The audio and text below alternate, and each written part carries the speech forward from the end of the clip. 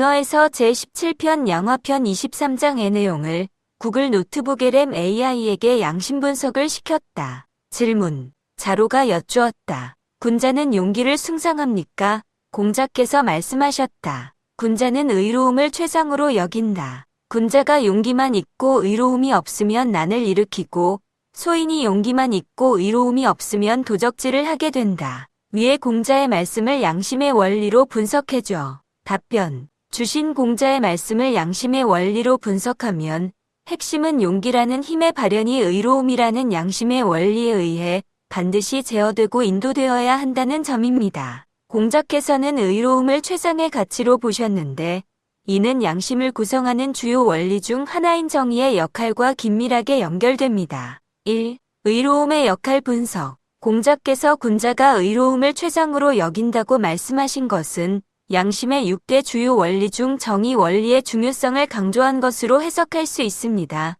정의의 정의. 정의의 원리는 내가 당하기 싫은 것을 남에게 가하지 말라는 것으로 요약됩니다. 이는 인간 사회를 유지하기 위한 최소한의 기준이며 이 기준을 지키지 않으면 인간관계나 사회 시스템을 유지할 수 없습니다. 법칙적 발현. 정의의 원리가 마음에서 활성화되면 옳지 못함을 부끄러워하고 착하지 못함을 미워하는 마음인 수호지심이 나타납니다. 절제와 배제. 정의의 핵심 개념은 찜찜함과 악을 제외하는 배제와 절제입니다. 정의가 부족하면 욕망이 욕심이 되고 이 욕심이 집착이 되어 절제하지 못하고 주위 사람들과 다툼이 많아지게 됩니다. 2. 용기만 있고 의로움이 없는 군자 분석. 군자가 용기만 있고 의로움이 없으면 난을 일으키고 군자는 본래 덕을 구현하는 사람을 의미하지만 여기서는 용기라는 강력한 실행력을 가진 사람으로 전제됩니다.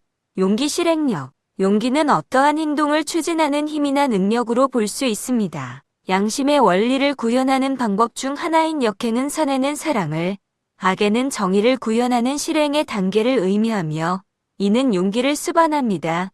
의로움의 부재 정의의 부재. 군자가 용기라는 큰 힘을 가졌음에도 정의의 원리, 즉 절제와 배제의 기준이 없으면 자신의 욕망을 절제하지 못하게 됩니다. 결과 난을 일으킴. 의로움이 없는 용기는 그 강력한 힘을 올바른 방향으로 쓰지 못하고 자신의 욕망이나 욕심 또는 집착을 위해 휘두르게 됩니다. 이로 인해 난이 발생하는 것입니다. 이는 욕망이 절제되지 않아 주위 사람들과 싸움이 많아지고 사회 시스템을 유지할 수 없게 되는 상태를 보여줍니다. 3. 용기만 있고 의로움이 없는 소인 분석. 소인이 용기만 있고 의로움이 없으면 도적질을 하게 된다. 소인 역시 용기라는 실행력을 가졌지만 의로움이 없다는 것은 정의의 원리를 완전히 상실했음을 의미합니다. 악행의 발현. 도적질은 나도 해롭고 상대방도 해로운하게 해당합니다. 정의의 실패.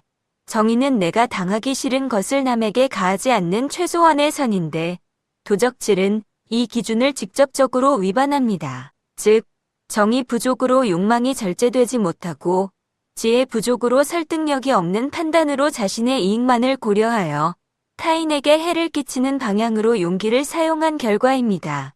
사회적 반응. 이러한 악행은 사람들 마음에 수호지심을 발생시켜 결국 해당 행위자를 사회적으로 빠르게 배제시키게 됩니다. 결론. 이 의로움의 최상 가치. 공자의 말씀은 용기 자체는 중립적인 힘일 수 있으나 이것이 양심의 원리 중 정의라는 최소한의 기준과 규율로 통제되지 않으면 개인과 사회 모두에게 난이나 도적질 같은 악영향을 미친다는 점을 강조합니다. 결론적으로 군자가 모든 일을 성공적으로 수행하고 부작용을 줄이기 위해서는 양심의 주요 6개 원리가 모두 중요하지만 용기라는 힘의 사용에 있어서는 의로움이 욕망을 절제하고 악을 배제하는 기준이 되어 그 힘이 파괴적이지 않고 선한 방향으로 사용되도록 인도해야 함을 나타냅니다.